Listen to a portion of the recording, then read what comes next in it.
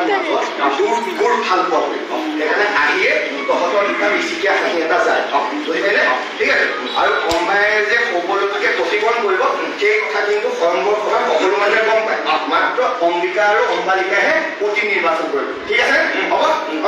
এই স্বয়ম্বৰ সভালৈ আহিল গংগাৰ পুত্ৰ সুশাস্ত্ৰজ্ঞ ধাৰ্মিক বীৰ পুৰুষ ভীষ্ম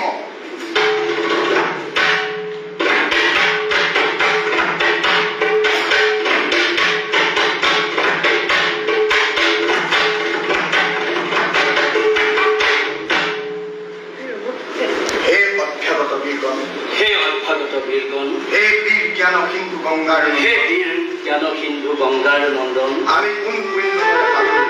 কোন পুণ্য সত্য ধৰ্ম পানি দয়া মায়া ত্যাগ কৰি তিনিটি কন্যাৰ বাবে স্বয়ম্বৰ সভাৰ ফল জানো আজি সন্তে সুদা হব আলাপৰ লালমোৰ